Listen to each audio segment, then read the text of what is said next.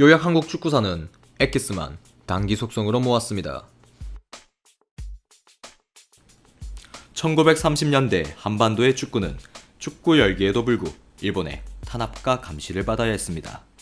일본은 축구 시합이 대규모 군중에 모이는 반일 시위로 확대될 가능성을 두려워했습니다. 이러한 분위기 속에서 조선의 축구인들은 축구 통일 기관의 설립 필요성을 느꼈고 1933년 9월 19일 조선축구협회를 창립하였습니다.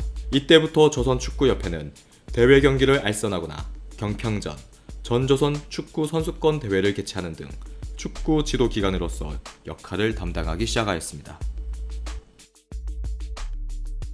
경평전은 당시 조선에서 가장 큰 인기를 끈 스포츠 축제였습니다. 1929년 시작되어 2회 대회를 끝으로 중단되었던 경평전은 1933년 조선축구협회 주선으로 재개되었습니다.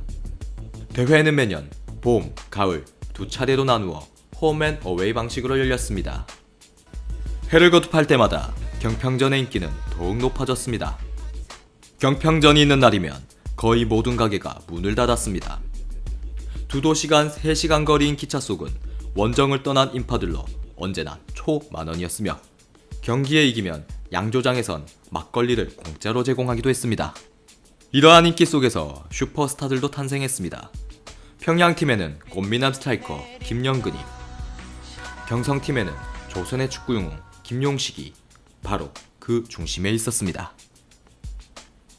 경성의 김용식은 지난 편에 소개해드렸듯이 우리나라에서 처음으로 축구로 사랑받았던 축구인입니다.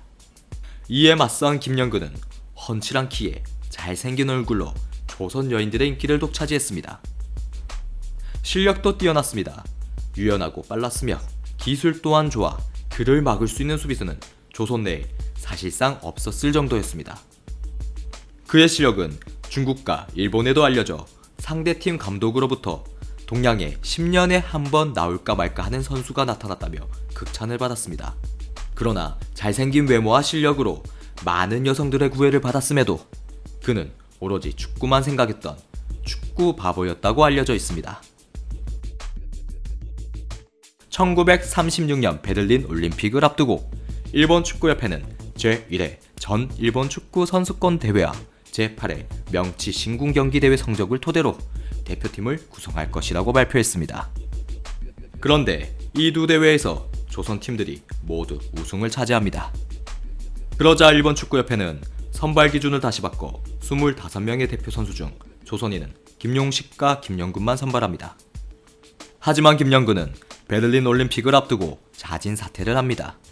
여기에는 이런 일화가 전해집니다. 대회를 앞둔 일본 대표팀은 영국 함대 축구팀과 친선전을 가집니다. 0대2로 뒤진 채 전반전을 마친 일본 대표팀. 코치는 김영근에게 후반전에 포스트 플레이만 하라는 지시를 내립니다. 그러나 김영근은 코치의 지시를 어기고 전제적인 플레이로 6골을 뽑아냈고 팀은 6대3으로 역전승을 거둡니다. 이러한 활약에도 불구 경기 종료 후 코치는 자신의 지시를 어긴 김영근을 심하게 꾸짖었습니다.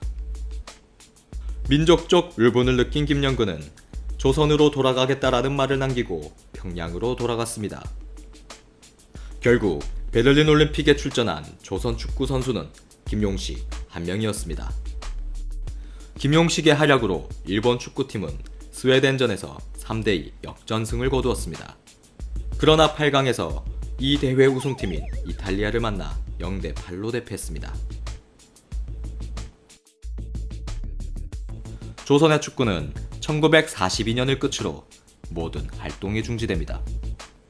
제2차 세계대전에서 불리한 형세에 놓인 일본이 학생들을 근로동원과 군사훈련을 시키기 위해 모든 스포츠 경기를 금지했기 때문입니다. 스포츠 단체는 해산되었고 조선의 남자들은 강제 징집되어 전쟁터로 끌려가야 했습니다. 축구 보급, 발전을 위해 기여했던 조선축구협회도 바로 이때 해산하게 됩니다. 그리고 3년 후인 1945년 8월 15일 조선은 일본의 패망과 함께 강복을 맞이합니다. 한국 축구사도 이와 함께 새로운 국면을 맞이하게 됩니다.